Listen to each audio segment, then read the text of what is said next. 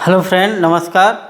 सावी study अड्डा institute में आप सभी लोगों का एक बार फिर से स्वागत है। हम लोग टेंस का अध्ययन कर रहे हैं और आज का टॉपिक है प्रेजेंट परफेक्ट टेंस। तो आइए देखते हैं प्रेजेंट परफेक्ट टेंस के बारे में। प्रेजेंट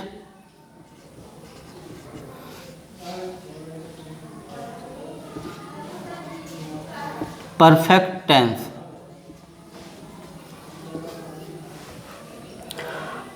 प्रेजेंट परफेक्ट टेंस, इसकी पहचान होती है किसी भी हिंदी वाक्य के अंत में चुका था, चुका है, चुकी है, चुके हैं, लिया है, दिया है, किए हैं, हुए हैं, ऐसे वाक्य आते हैं। पहचान है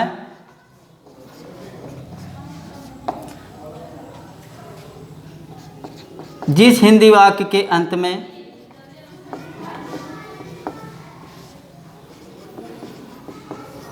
हिंदी वाक्य के अंत में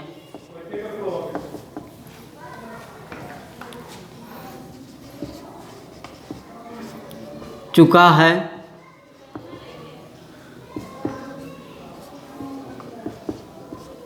चुकी है,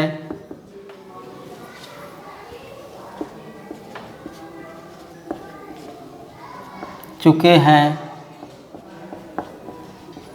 लिया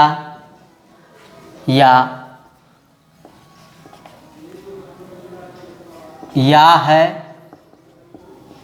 ई है, आ है, ऐसे वाक्य आते हैं। और वाक्य वर्तमान काल में होता है, यानी कि प्रेजेंट टेंस।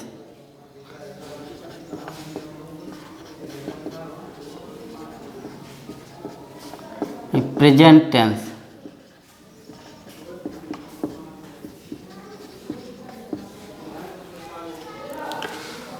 इसमें कार्य समाप्त हो चुका होता है, कार्य समाप्त हुआ होता है,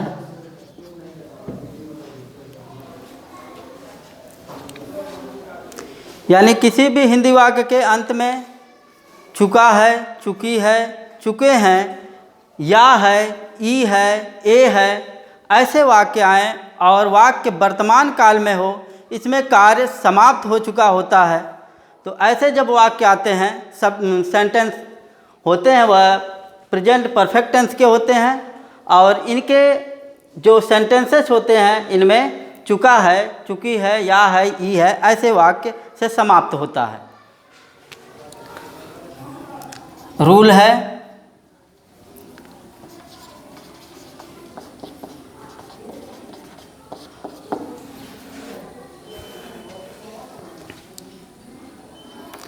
इसमें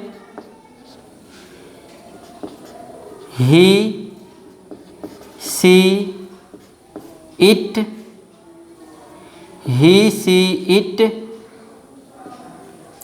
तथा एक वचनकर्ता के साथ, एक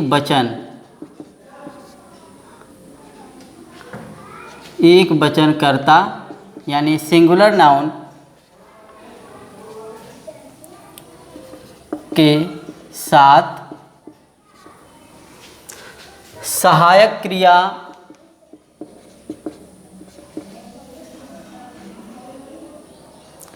हैज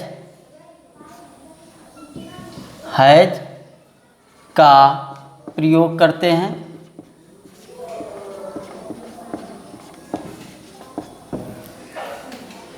ही, सी, इट या एक वचन का कर्ता होता है, सिंगुलर नाउन का सब्जेक्ट होता है, तो उसके साथ हैज का प्रयोग करते हैं, सहायक क्रिया।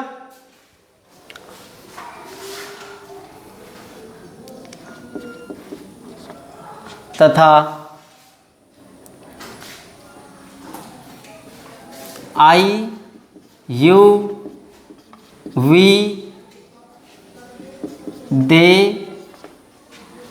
या बहुवचन का सब्जेक्ट होता है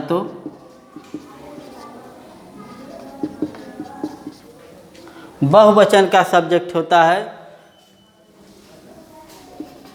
तो उसके साथ सहायक क्रिया हैव का प्रयोग करते हैं, हैव का प्रयोग किया जाता है।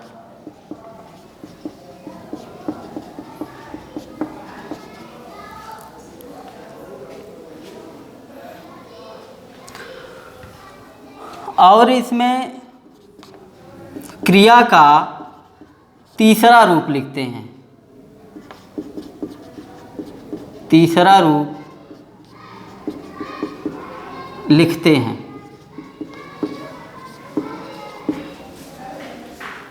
एक बार फिर से,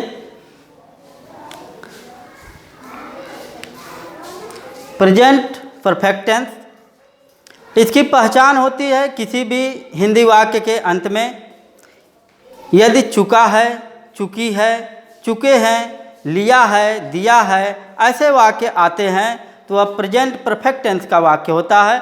इसके में सहायक क्रिया हैज या हैव का प्रयोग किया जाता है। ही, सी, इट तथा एक वचनकर्ता के साथ सहायक क्रिया हैज का प्रयोग करते हैं। आई, यू, वी, दे तथा बहुवचनकर्ता के साथ सहायक क्रिया हैव का प्रयोग करते हैं। इसमें क्रिया का तीसरा रूप लिखते हैं।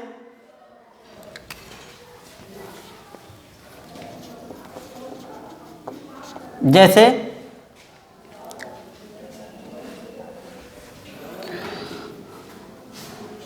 बच्चे स्कूल जा चुके हैं, बच्चे स्कूल जा चुके हैं, तो इसमें सब्जेक्ट यानी द चिल्ड्रेन लिख देंगे, द चिल्ड्रेन। इसके बाद सहायक क्रिया सब्जेक्ट के अनुसार, यदि सब्जेक्ट प्लूरल नंबर का होता है तो इसके साथ हैव का प्रयोग करेंगे, तो द चिल्ड्रेन हैव।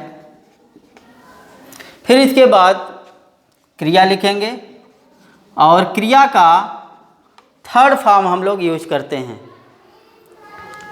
तो क्रिया का थर्ड फॉर्म यानी कि गो, गो का third form go, went, gone होता है। इसका तीसरा रूप गॉन होता है, गॉन टू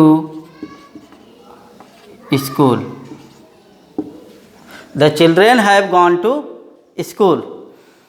इसमें क्रिया का तीसरा रूप लिखा जाता है, इसको विशेष तौर पर ध्यान दीजिएगा और अक्सर यही फॉल्ट भी होता है।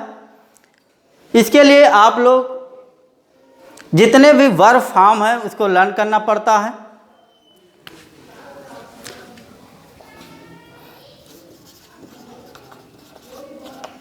फार्मूला यानी कि इसको लगाने का हम तरीका इसमें लिखते हैं।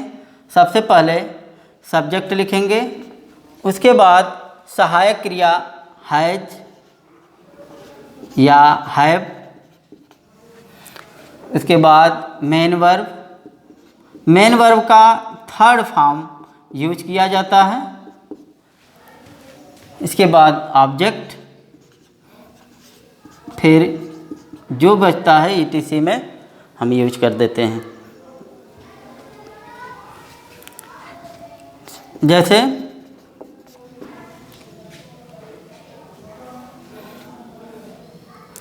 हम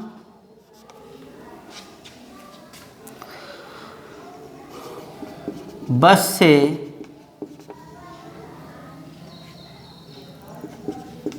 दिल्ली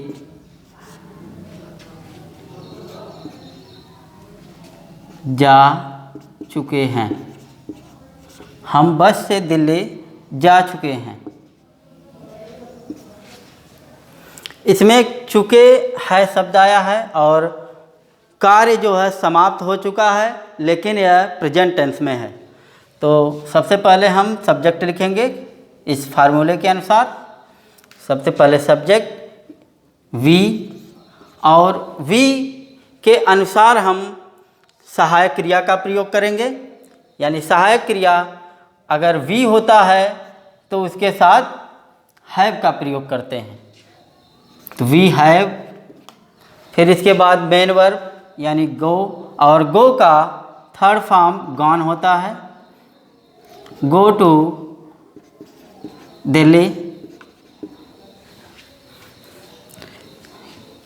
दिल्ली बाई बस। तो इस प्रकार से इसका अनुवाद करते हैं। एक बार फिर से आप लोग समझ लीजिए कि इसकी पहचान है, किसी भी हिंदी वाक्य के अंत में चुका है, चुकी है, चुके हैं, या है, ई है, ऐसे वाक्य आए और वाक्य जो है वर्तमान काल में हो, कार्य समाप्त हो चुका होता है, तो वह प्रेजेंट परफेक्ट टेंस का वाक्य होता है। इसके रूल है, इसमें सहायक क्रिया हैज या हैव का प्रयोग करते हैं। ही, सी, इट तथा एक वचनकर्ता के साथ सहायक क्रिया हैज का प्रयोग करेंगे। आई, यू, वी, दे तथा बहुवचनकर्ता के साथ सहायक क्रिया हैव का प्रयोग करेंगे। इसमें क्रिया का तीसरा रूप लिखा जाता है और इसका यह फार्मूला है। सबसे पहले सब्जेक्ट लिखेंगे, उसके बाद हैज हैव सहायक क्रिया, उसके बाद मेन वर्ब का थर्ड फॉर्म, फिर ऑब्जेक्ट, फिर ईटीसी लिखकर वाक्य को कंप्लीट किया जाता है। इसका दूसरा सेंटेंस होता है नेगेटिव, निषेधात्मक वाक्य यानी नकारात्मक वाक्य जो हो, नेगेटिव सेंटेंस।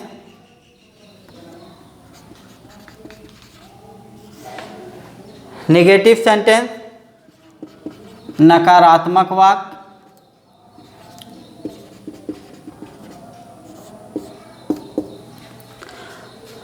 नकारात्मक वाक्य में केवल सहायक क्रिया हैज हैव के बाद नॉट का प्रयोग कर देते हैं। बाकी जो हम वर्क पर अफर्मेटिव में किए हैं, अफर्मेटिव का होता है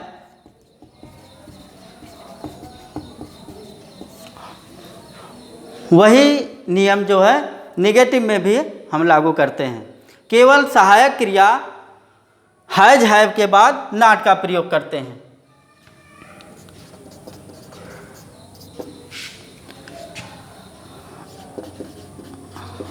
नकारात्मक वाक्य में सहायक क्रिया हैज, नॉट या हैव नॉट का प्रयोग करते हैं। बाकी इसमें भी क्रिया का थर्ड रूप लिखा जाता है।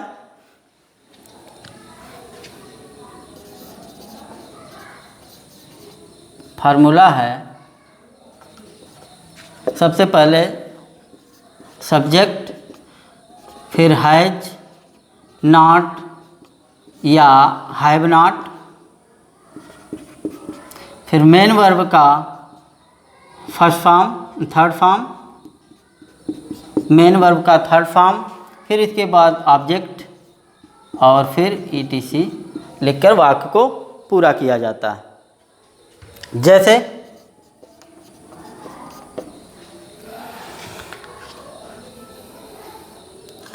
वे मैदान में क्रिकेट खेल चुके हैं।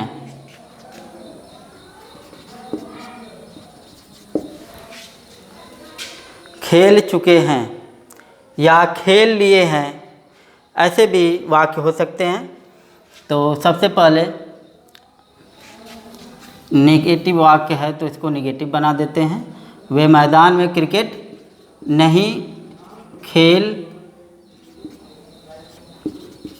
चुके हैं, यह नेगेटिव वाक्य है। इसको हम इस फार्मूले के अनुसार हम सॉल्व करते हैं। सबसे पहले सब्जेक्ट लिखेंगे दे, फिर इसके बाद सहायक क्रिया हैव, नेगेटिव है तो इसलिए सहायक क्रिया के बाद नॉट का प्रयोग करेंगे। उसके बाद मेन वर्ब का थर्ड फॉर्म खेलना, खेलना का प्ले होता है, और इसका थर्ड फॉर्म प्लेड होता है। Played cricket in the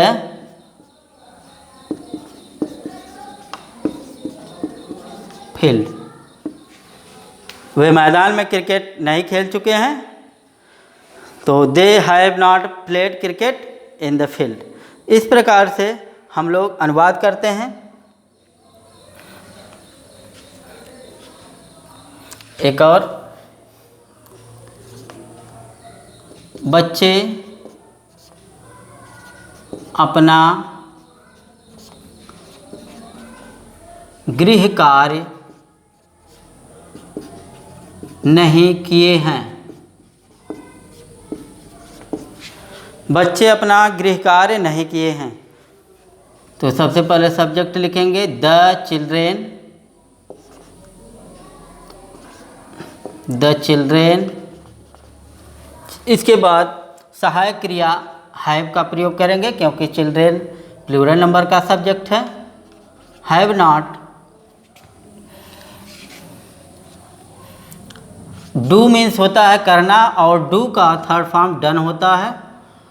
done their homework. Homework. The children have not done their homework. तो इस प्रकार हम निगेटिव का अनुवाद करते हैं।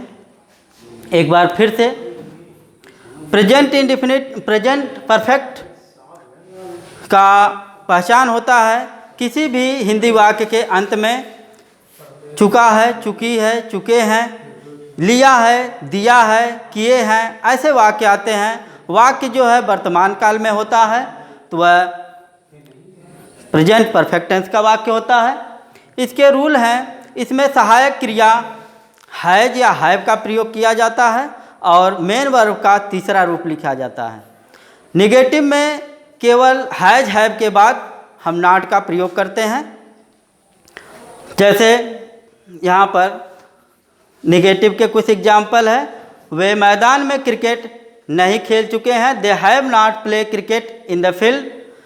बच्चे अपना गृह कार्य नहीं किए हैं। The children have not done their homework. तो इस प्रकार से हम लोग इसका अनुवाद करते हैं। तो आज के लिए बस इतना ही। कल मिलते हैं नेक्स्ट टॉपिक के साथ। तब तक के लिए धन्यवाद।